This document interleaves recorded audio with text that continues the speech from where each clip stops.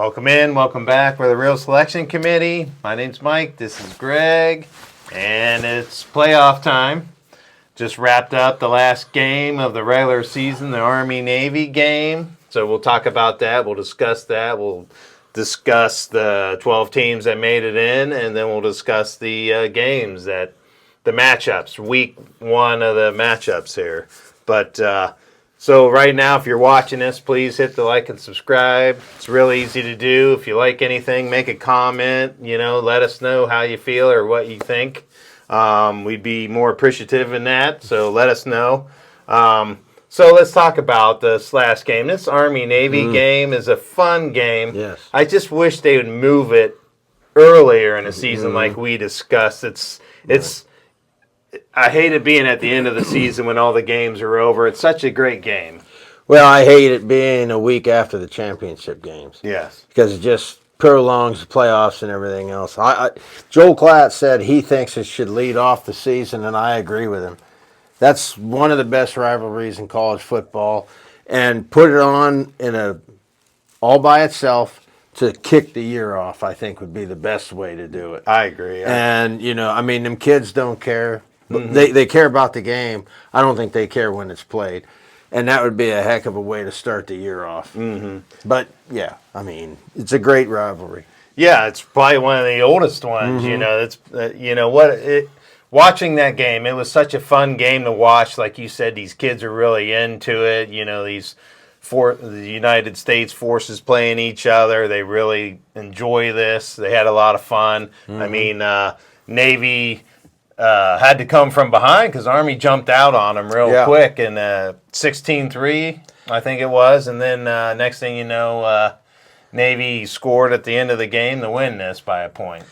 Well, the game usually, a lot of them are close. And I figured Navy would kind of get away from Army this year, and they didn't do it. They did, however, like you say, come back to win the game.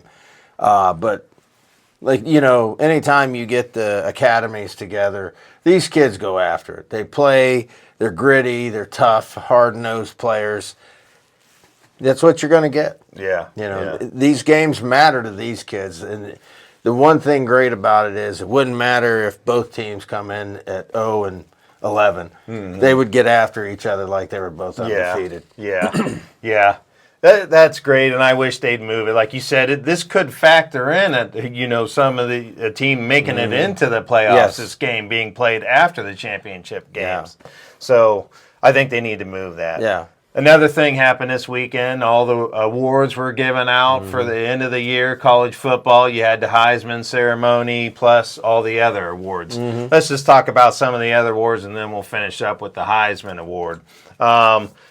Quarterbacks, Maxwell Award and the Walter Camp Award both went to Fernando Mendoza, who had an outstanding year. Stats were really good, and I think his biggest thing was that he led an Indiana school to an undefeated season. That's kind of why he got all the recognition. Who was talking about him before the season? Yeah. Nobody. Right. And here he goes, and he has a great season, and he puts Indiana, which everybody thought would be good, 12-0. Wins the Big Ten over Ohio State, #1 team in the country.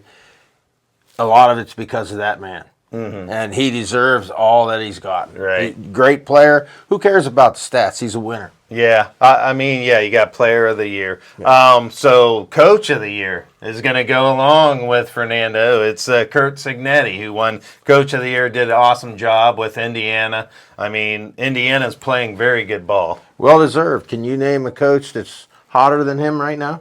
No, he's taken less and gotten more. Yeah. That's what coaching's all about. That's what a great, don't you kind of feel that we could take Ohio State to at least an 8-4 record? Right. No, nothing. So, he took an Indiana team, which, good team. They had players. They weren't null and void of talent. Right. He took a team that we thought was the 6th best in the Big Ten, won it all. Yeah, they lost one game last year in the regular season. That's first in Indiana's history there. Yep. And then this year he went undefeated in the regular season and won a Big Ten championship. Yeah. So this guy's doing a heck of a job coaching. Awesome coach. Let's go with the defensive player, defensive back award here. Jim Thorpe goes to Caleb Downs of Ohio State. Without a doubt, this Yeah. guy is Mr. All-American, Yeah, best yeah. defensive back player there is. Yeah, no surprise there. And, not just because we're Buckeye fans. This guy is one of the best players in college football. Everybody knows it. Well-deserved for him. Yeah. Running back position, best running back, Doak Walker Award went to Jeremiah Love, who was the most outstanding Yes. running back Yes. this year. Yeah, well, I have no argument with that either. Jeremiah Love was awesome. Hey, sitting in on the Heisman Award as well. So the guy is a great player. Yeah. Well-deserved on his part. And here was probably the biggest surprise. The Blitnikoff Award went to Makai Lemon. Lemon, from USC, and not Jeremiah Smith, which is kind of shocking. Well, here's the one thing, and this is how I kind of see it. Makai Lemon is an awesome wide receiver. He needs that award on his name more than Jeremiah Smith does. Sure. It's just a fact. Jeremiah Smith also has Carnell Tate on the other side of him, which takes, if Carnell Tate wasn't there, how much more would Jeremiah Smith have had? So, there's the stats. They say Lemons were a little better. We all know Jeremiah Smith doesn't need to win a Heisman. He doesn't need to win a Blitnikoff. He's still going to be a number one pick, or at least the first wide receiver off the board. Right. So that's how I look. Well-deserved for Malachi Lemon. Good for that young man, although we all know the best wide receiver. Oh, yeah. Was Jeremiah Smith. Yeah, He's the is most definitely. talented. Yeah, But- I agree. And like you said, Jeremiah Smith has Tate on the other side. Yes. He's got a lot of other superstars Yeah. on that, which takes away a lot of just his, Yeah. aura there. Now let's go to the best linebacker, which obviously from Texas Tech, Jacob Rodriguez. This guy even got a lot of votes in the Heisman Award. Yep. This guy is Mr. Everything on Texas Tech. Well, one of the best there is, and a real reason why a lot of Texas Tech fans are excited. Right? Yeah. Great player. We'll see how much he can help Texas Tech in the playoffs. Yeah. All right, so now let's get into the big thing, the Heisman Trophy winner here, the awards here. So it went like this. Fernando Mendoza is our Heisman winner here. He was pretty much walked away with this award here. He had 643 first-place votes out of, he was first. Second place vote was Diego Pavia from Vanderbilt. Third place was Jeremiah Love. Fourth was Julian Sayin. And then Jacob Rodriguez was 5. And like we discussed, Jacob Rodriguez got more first place votes than Julian Sayin, which it was shocking to me because Sayin led Ohio State, unknown guy coming in the beginning of the year, and put up tremendous stats. Led the league with the highest completion percentage and led Ohio State to an undefeated season. Well, here's the thing there. Ohio State had 3 guys in the top 9, right? Yeah. So you're not even getting the full amount of votes from your own fan base, let alone the country. Yeah. And Jacob Rodriguez is the only guy from Texas Tech involved. Not saying he doesn't deserve what he got, because he does. Outstanding player. But there's a little bit of a reason why everybody makes, he's the only guy from Texas Tech, where Ohio State had 3 guys that were stealing votes from each other. They had 3 guys in the top 10. Read it with a grain of salt. Jacob Rodriguez did not go to New York. Julian Sayin did. Yeah. So while he may have garnered more votes, I think Sayin garnered more that carried more weight. Yeah. Oh, yeah. So, he had, Sayin had 8 first place and 118 second place votes. So where Rodriguez only had 17 first and 56 second. Right. So, and the thing looking into this is this Heisman Trophy is kind of getting to a quarterback-friendly trophy award, which I think they need to have something else equivalent to someone other than a quarterback position. I did some research in the last 25 years. Since 2000, 21 quarterbacks have won this award. 1 to 2 receivers, one being the slash Travis Hunter from last year, where he was a defensive back and receiver. Yeah. So if you want to count him as a receiver, there's 2.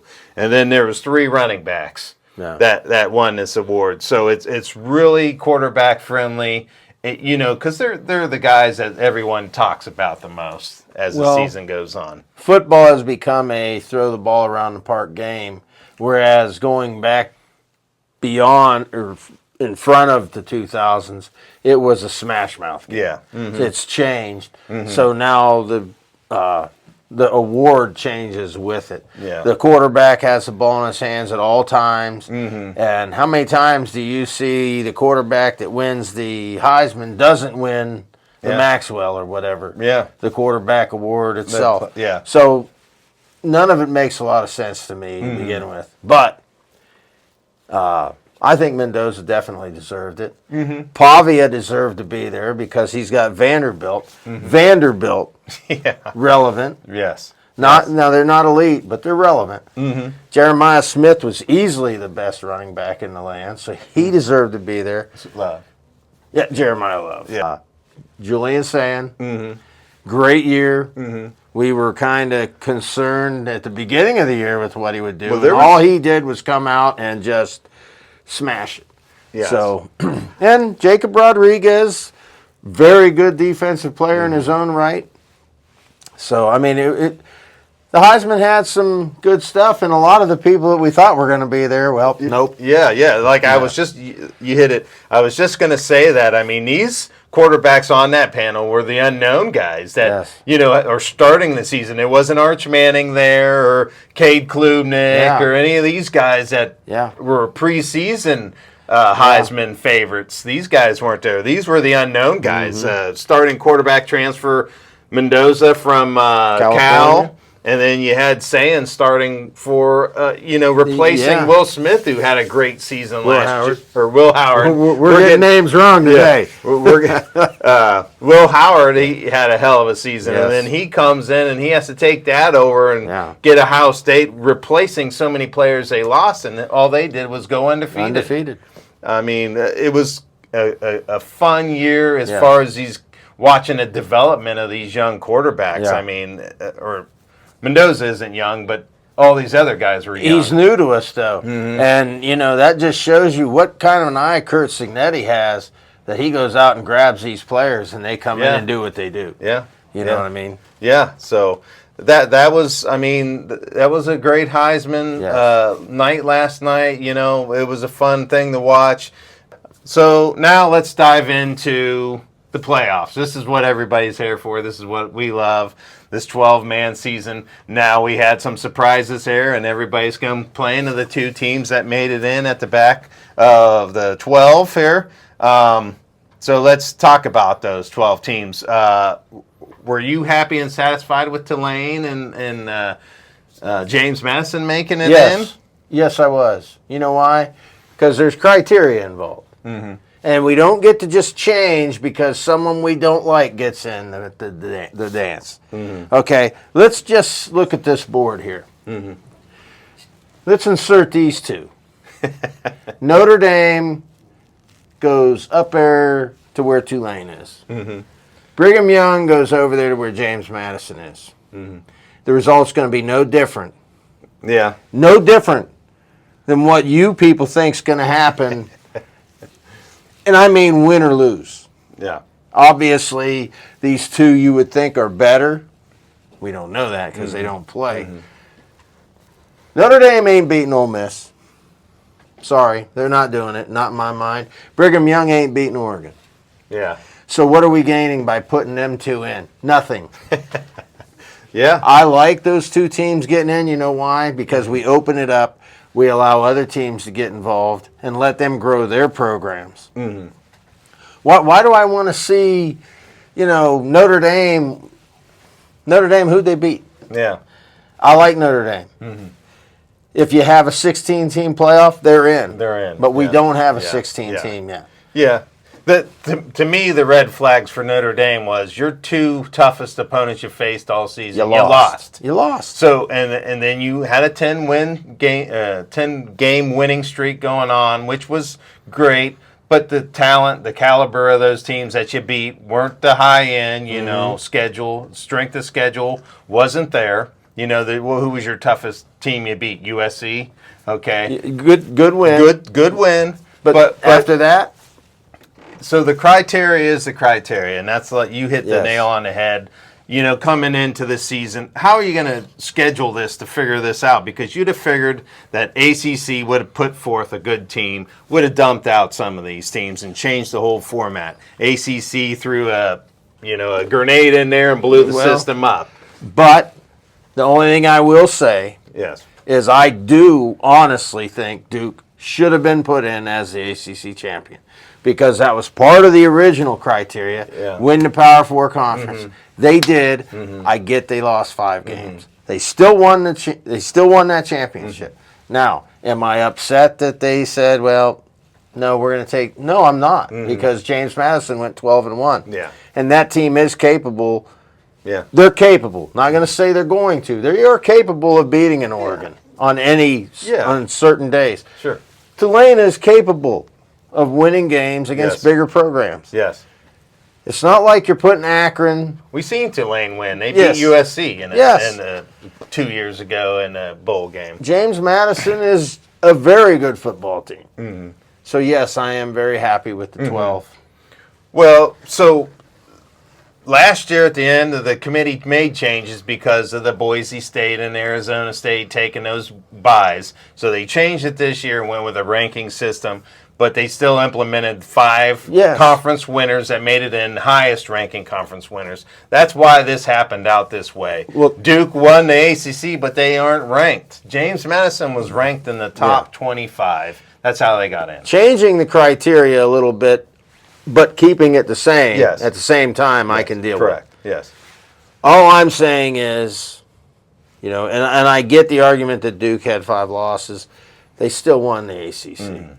Yes. And Miami, which is in the tournament, rightfully so in our mind. Oh yeah, didn't even qualify for it. Well, they beat this team.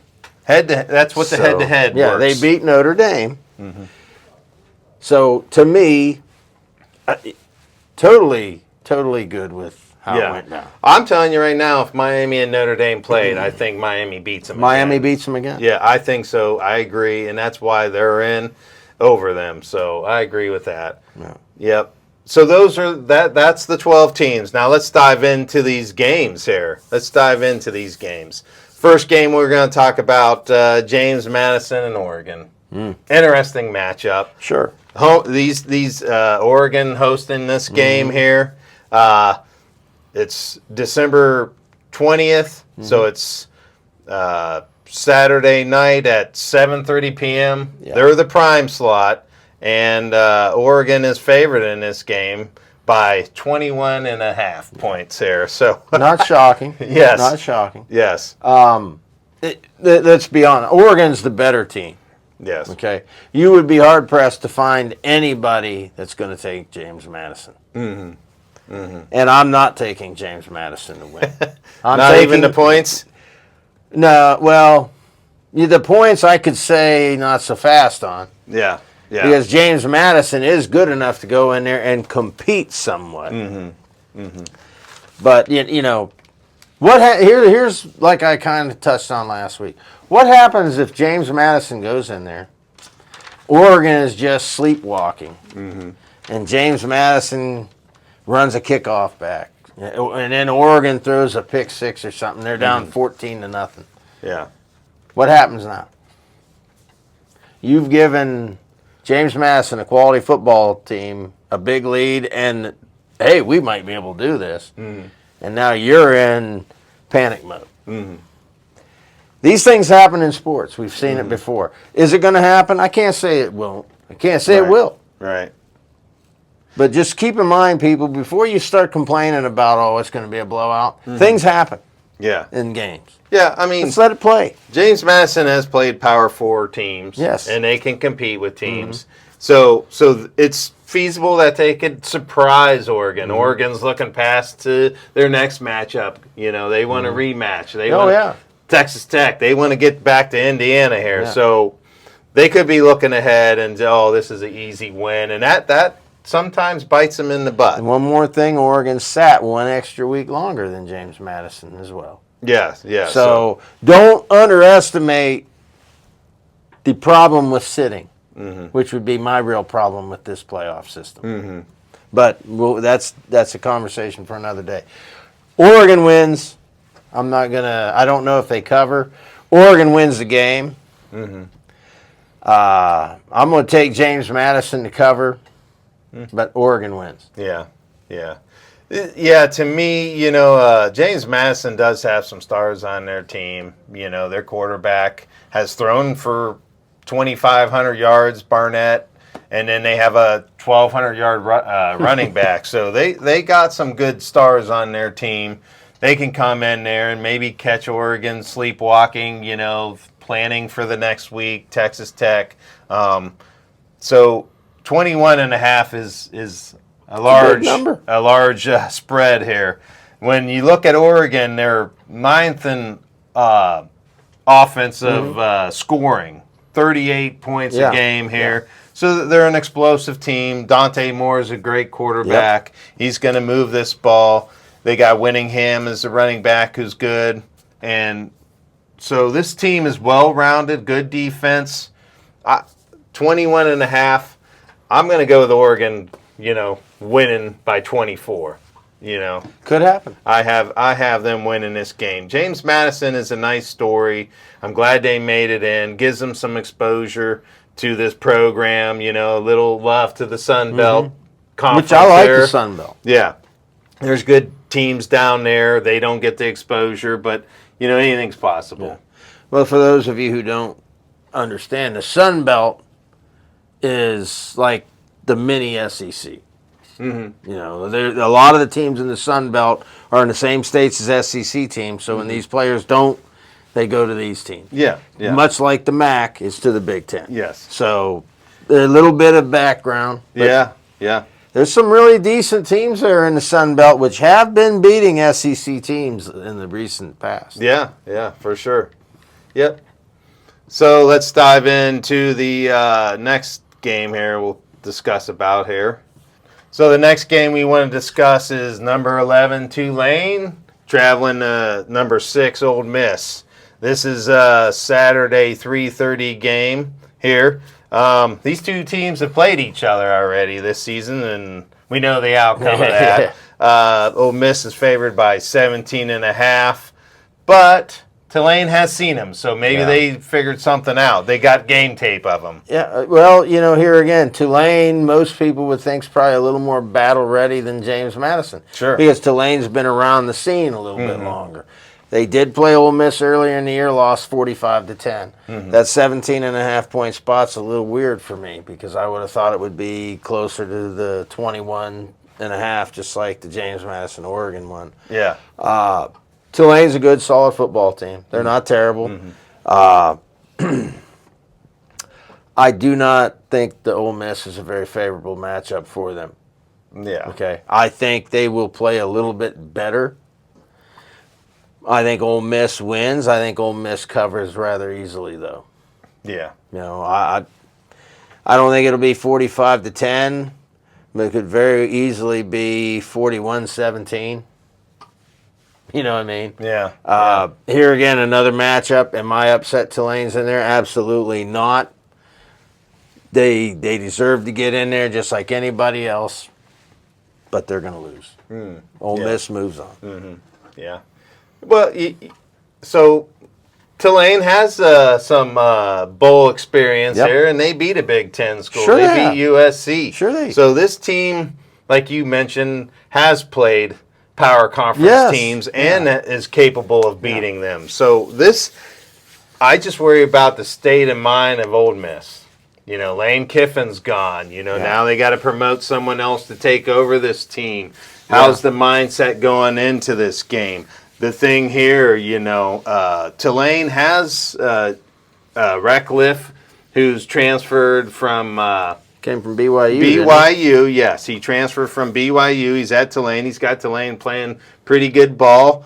They won the AAC. Yep. So this is a Power 5 or a Group of 5 representative here. I think Tulane is a good team. Sure. And Ole Miss has Trinidad Chambliss, who just come out of nowhere. This kid just took that quarterback position, has never gave it back. So Ole Miss is a good team. Talent-wise, it's the needle's way over to the Ole Miss side here. That 17.5 spot is fishy. Yeah. You know, like you said, we thought this was a mop-up game here. Yeah, it's a little closer than we think here. Ole Miss, I think, is clearly the more talented team, but I'm just worried about the state that this organization's in. You Fair know, point. Ole Miss is, wondering what's going on. They just booted Lane Kiffin out. He wanted to coach this postseason, and they said, no, go on and leave. We don't want you. Well. So, Well, might that have been because they had the game against Tulane to give another coach kind of a game to get ready? Here again, you never want to put your mind involved when you're playing in a playoff game. And much like the James Madison, Oregon, Ole Miss will have sat an extra week longer than Tulane. Yeah. But I still just think Tulane is – I think Mississippi is that much better than Tulane. 17.5 points, I gotta go with Ole Miss to win and cover. Yeah. So rankings for Ole Miss, they score 37 points a game, which ranks 10th in the country. 498 yards, total yards a game. That's third. So this is an explosive team right here. Defensively, they're middle of the pack. They're 24th for game points given up a game. 20 points they give up a game. Total yards are 33rd. So clearly Ole Miss is the better squad. I'm going to go with Ole Miss beating them by 21. They're going to get that three touchdown spot from me. I think even with me saying that they're in disarray, I still think they're going to beat this team here. I think they've been riding high. They got the talent. Chambliss is a great quarterback. Lacey's a good running back. They have excellent receivers. Good defense. This defense is good here. Let's not forget about them. Yep. So I got Ole Miss covering in this game here. Yep. So interesting game for me. Now let's dive into the next week. The other game of that week, we got. Let's go with the Texas A&M and Miami game. This game is an interesting game. Now this game is Friday night. It's a 8 o'clock start time, I believe. Interesting matchup here. Yes. Very interesting. I see the percentages here. 62% people think that Texas A&M is going to beat Miami. They seem that this is a charity case that Miami got into the playoffs, but I think Miami's a good team. Well, at the beginning of the year, I would have definitely told you Miami was definitely the favorite over A&M. And, we've always said A&M's a good team, but they always seem to be that team where there's 3 or 4 banana peels on the field a year for them that they slip on and take themselves out of any chance. This year, that didn't happen to them. They did manage to drop the last game of the year against Texas, which we don't know how serious A&M played the game. We don't know if A&M had injuries. A&M had to know they were getting into playoffs either way.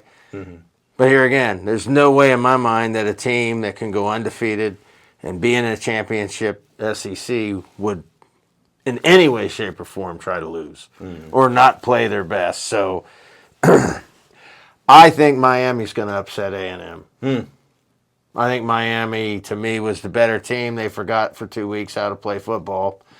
A&M losing that game against Texas at the end of the year, where will their heads be? Because here again, this is a team that always races out to a great start. And then once they lose, they seem to go over the cliff. I'm not saying that's going to happen. I think this game's going to be great. It's it's the second hardest game to pick in my mind. Yes. Definitely. And, I think this would be 50% down the road between everybody picking. To me, I think Miami gets it done. Yeah.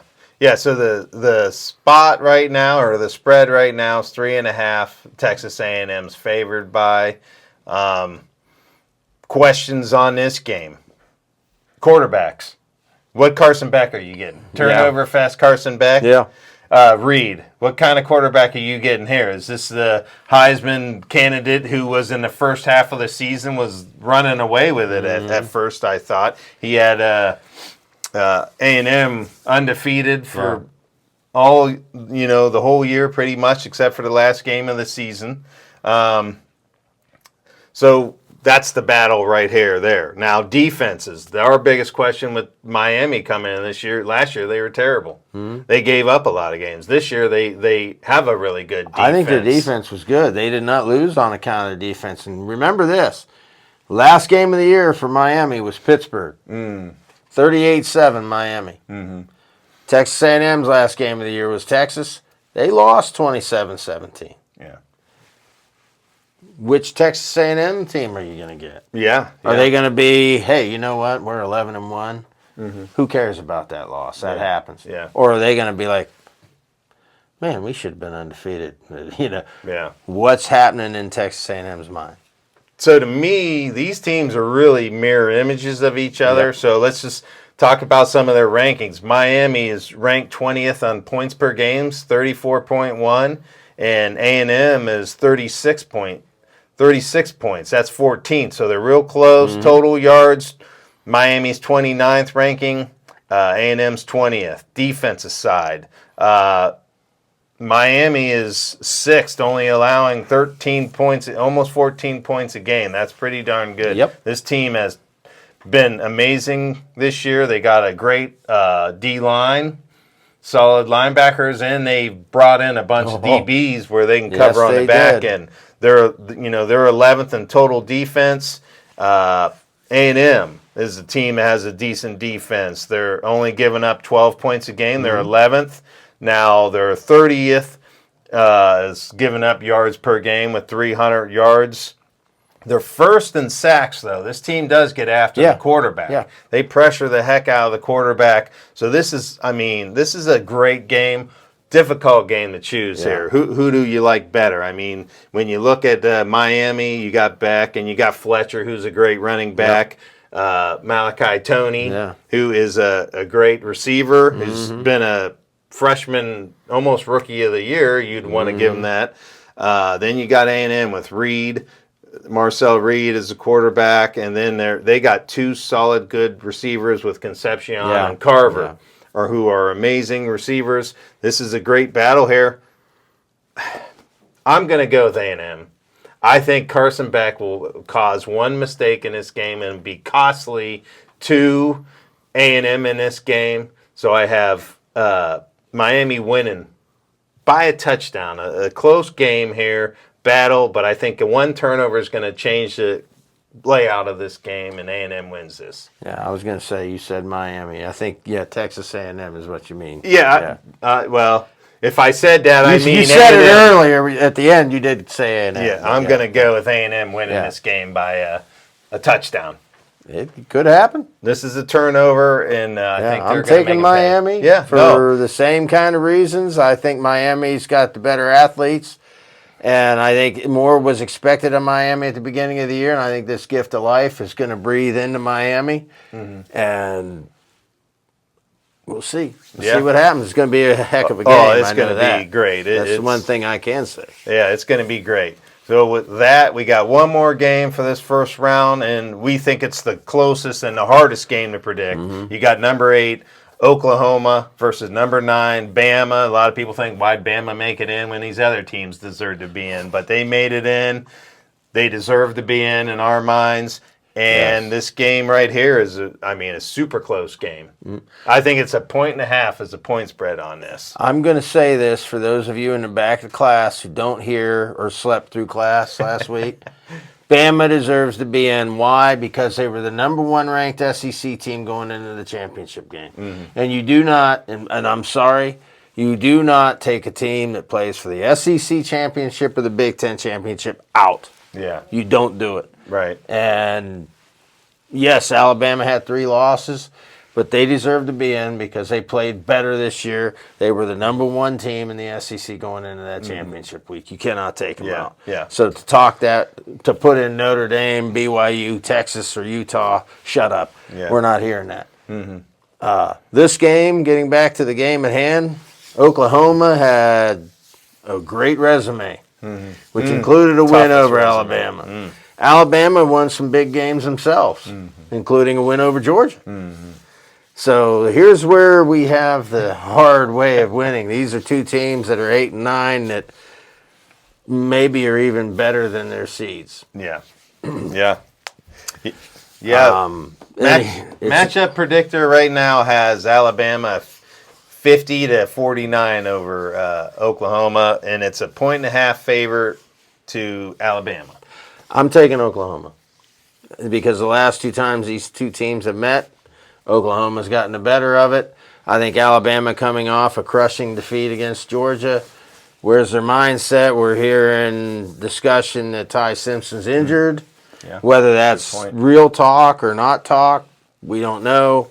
And you don't want to go in against an Oklahoma or an Alabama not healthy. Yeah. Now, Oklahoma hasn't looked as great at times as they did starting the year off. Their offense has kind of fallen off a little bit. But they still had some really big wins there, even when their offense wasn't playing so great. So crazy good season. I think Oklahoma's just a little bit better. I'm going to give the nod to Oklahoma for now.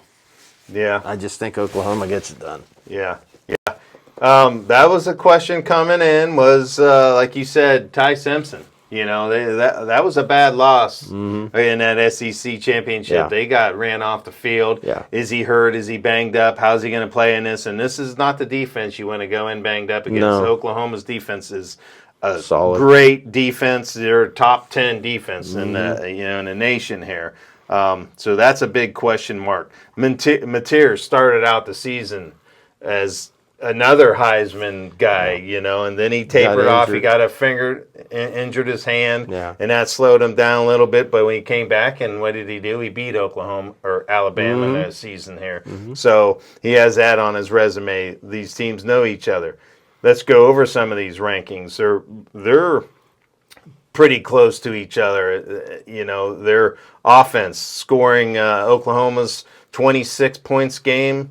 Or 26 points a game, which is 78th. They're kind of low scoring, but they aren't good on offense. They're great on defense. Yeah. They have a really great defense.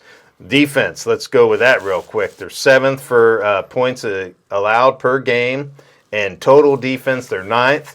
They're number 1 in the nation in sacks, average per game. They average almost 4 sacks a game. So this team's going to get after Bama. Yeah. My question with Bama is, can they run the ball? This ain't the Bama of old here. They like to throw the ball, but they got to run because this is what hurts Bama. When they can't get running the ball, that slows them down. So this is a struggle, and Bama's defense is another solid. Yes, sir. They're 12th in the nation with points allowed, with only 17 points a game. Total defense, 283 yards a game. They're 12th there. So this is the defensive battle. This is going to be a low-scoring game, and I think that's why they have the spread so close to each other with a 1.5 here. So now let's see who you think Oklahoma's going to win this game here, huh? I do. I agree with you here. I'm worried about Ty Simpson. I think Oklahoma's the better team right now as it sits. They're going to get a little healthier with some time in here from their last game. Oklahoma being Alabama just got that last beat up by Georgia. So who knows? Ty Simpson, is he going to be ready? I'm going to go with Oklahoma winning this game. The mental factor. What's the mentality of Alabama? That's the key. And after getting smacked around, and you hear Ty Simpson may be injured in the back with a back injury. Wow. I mean, that's devastating news before playing a team that's beaten you the last 2 times you played them and seems to genuinely have your number right now. And, I still want to say Alabama has the highest ceiling of the SEC teams, but with what we're seeing, I don't know that we can. Yeah, I mean, the sports guys like Alabama. They're favored by 1.5 points, but I'm going to go with Oklahoma as well. Yeah. I like Mateer. I like his able to move the pocket, run when he needs to get a first Right. down, keep the play going.